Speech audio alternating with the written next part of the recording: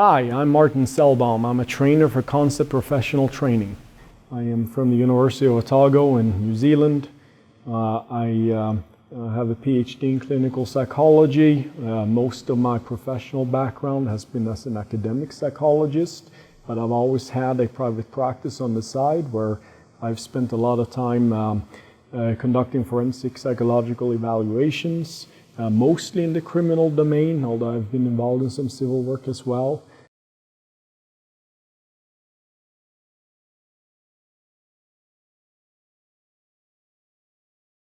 In terms of my general experience, it started very early.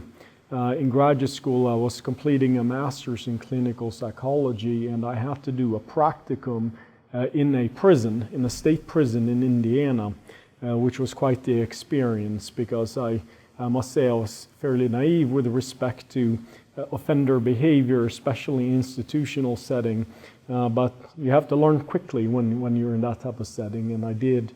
Then when I was in my PhD program at Kent State University, I was doing a practicum in a psychodiagnostic clinic that was a court-operated clinic where a bunch of criminal court evaluations were referred by the judges, which was a nice experience in the sense that you never felt like you had some obligation to a particular side. It was completely unbiased because the judge had referred them, and I think it was a really nice beginning experience into conducting forensic evaluations, where now later, as I've been an academic and run my private practice, I mostly get retained by defense lawyers. And of course, even though I always try to be as objective and unbiased as possible, it's sometimes you feel a bit pressure, that someone is paying you money to find things in a certain way, and it doesn't always go that way. And sometimes you have to struggle with those biases. I think I do okay, but still, that is something that I wish I had back, those judge-ordered referrals. I really enjoy that. But yes, I've had extensive training in the forensic psychological evaluations.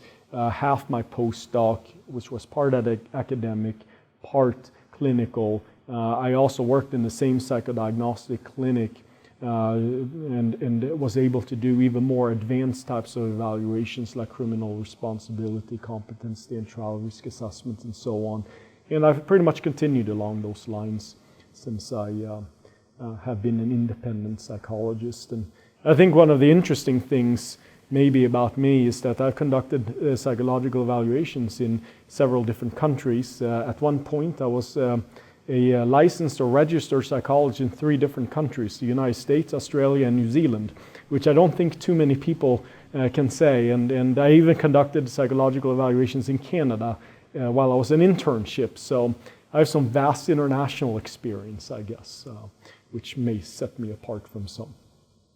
Most of it has been in the criminal court arenas, but I've done some disability evaluations, especially focused on post-traumatic stress disorder, but I would not say that's my area of expertise per se. I know a lot about competency in trial, criminal responsibility, risk assessment, sentence mitigation. I would say those are my areas of strength.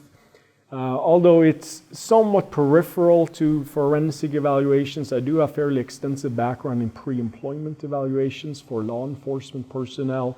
I used to hold a contract for the University of Alabama Police Department, so I did all of those evaluations when I was there for several years. So that was something I very much enjoyed and wish I could continue to do now in New Zealand.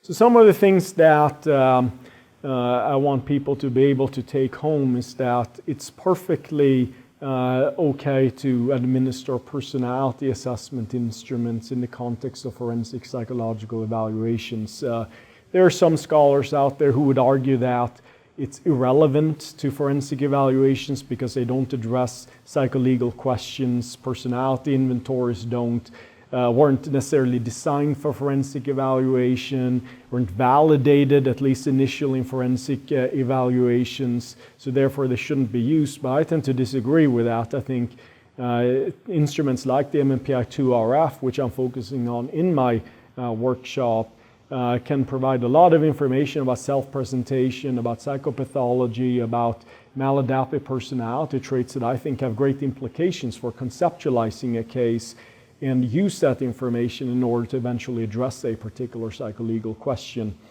I also hope that they will take home the fact that the MMPI-2RF, which I'm focusing on, is not a perfect instrument, and that we always have to rely on corroborating sources of information when we conceptualize cases. So the MMPI-2RF is one piece of information that can be quite useful, but it's far from perfect, and we have to rely on multiple sources of information when we conduct forensic psychological evaluations.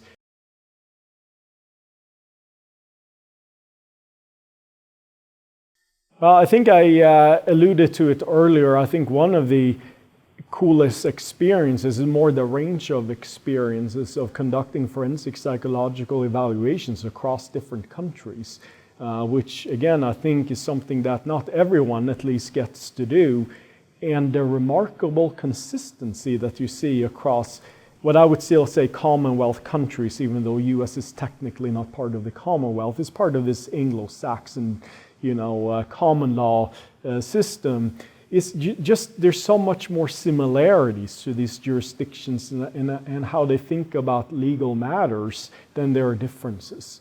And that's been really cool. And of course, it's also been quite easy for me to transfer my skills and thinking when addressing psycholegal questions in, say, New Zealand and Australia, as I was doing in the United States.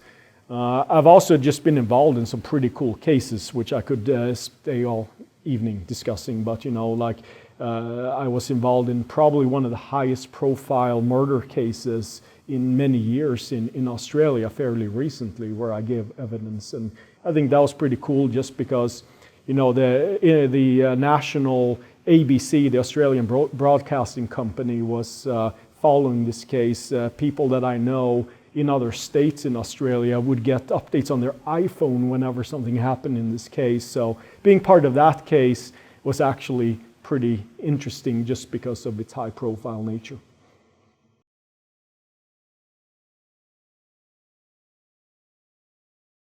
Again, I keep on harping on this idea of moving around, but I think that has actually to a significant degree shaped my professional thinking and also more flexible thinking about different jurisdictions.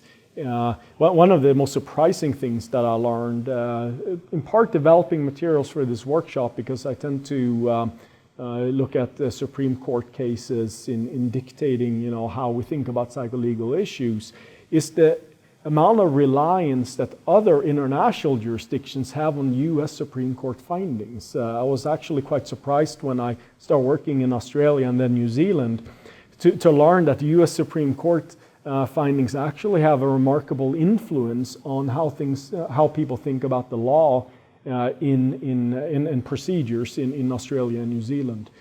So things like the Daubert versus Merrill Dow Pharmaceuticals, which of course is a landmark case with respect to admissibility of evidence, that gets cited in Australia and New Zealand. They may not have exactly the same criteria, but that helped shape some of the thinking in later cases that happened in those jurisdictions. So I think just learning about the law, and I'm of course not a lawyer, but still learning about the law and the similarities of law across these and how much they influence one another, I think have actually been quite the experience.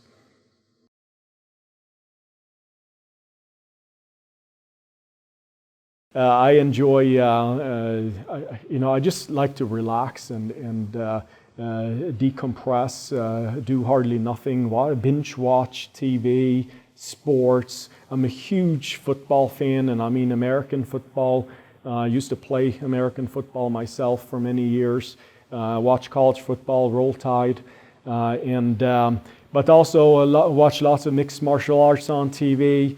And when I do venture out, which I occasionally do, I love to play golf. I'm not a great golfer, I just enjoy it because it challenges me every time. I enjoy driving around in beautiful New Zealand landscapes. I'm too lazy to do a ton of hiking, But I drive around, stop the car and take pictures, because you know what? No matter where you drive in New Zealand, you're going to find beautiful landscape and you don't have to hike to see it. So.